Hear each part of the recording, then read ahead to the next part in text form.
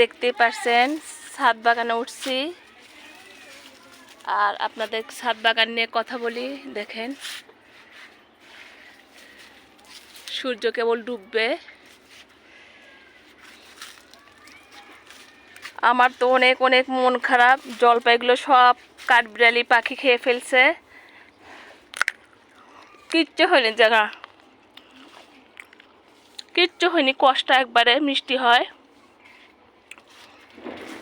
আর আকাশ দেখেন কিভাবে ডাকতেছে, মনে করলাম যে গাছে ইপসন সল্ট দেব, এই ডাকার তো বুঝতেই পারছেন।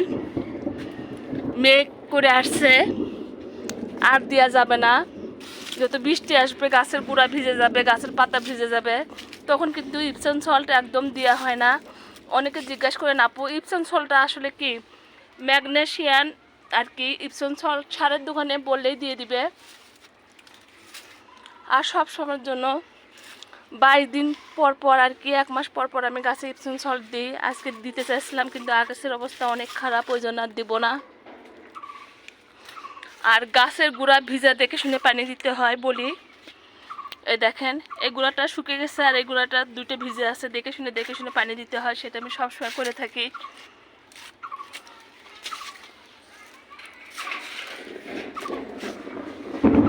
দেখছেন কিভাবে মেঘ ডাকতেছে, অনেক অনেক ডাকতেছে। গাছের ক্ষতি হয়ে যাবে, একদম এই কাজটা করা যাবে না, আর কখনো এই কাজটা করব না। হাজবেন্ড তো গাছে পানি দিচ্ছে, বললাম যে যেগুলো গোড়া ভিজে একদম পানি দিও না।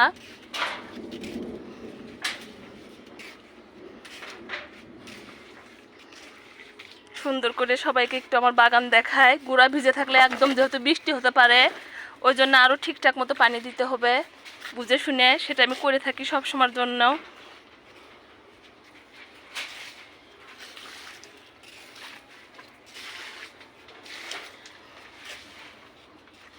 কিছু গাছের গোড়া একদম ভিজা, আর দেখে শুনে পানি দিতে হয়। করলার গাছ দেখে আপনাদের, দেখেন এই করলার গাছ আমি আসলে সময় করে উঠতে পারিনি দেখে লাগাইনি। এই দেখেন এর মধ্যে ডাটা গাছ হয়েছে, এগুলো আমরা খেয়ে নিব, সুন্দরভাবে আমাদের হয়ে যাবে একটা তরকারি। আর করলা গাছের গুঁড়া দেখায়, দেখেন করলা গাছ এরই মধ্যেই আছে। দেখেন আমি যে কিনে নিয়ে আসছি, আসলে সময়ের অভাবে লাগাতে পারিনি।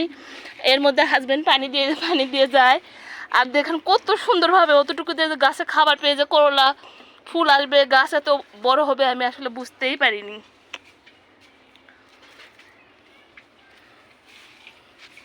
দেখেন আমার স্বাদের লাউ দেখি এখন কি অবস্থা হলো। মাশাআল্লাহ, আলহামদুলিল্লাহ, দেখেন কত সুন্দরভাবে লাউগুলো মনে হয় টিকবে আমার, সেরকম লাগতেছে, অনেক ভালো লাগতেছে। আকাশের অবস্থা অনেক খারাপ, আর আসলে স্বাদের লাউ দেখার জন্য উঠছি আর একটা আর কি মাচাতে, দেখি কি অবস্থা।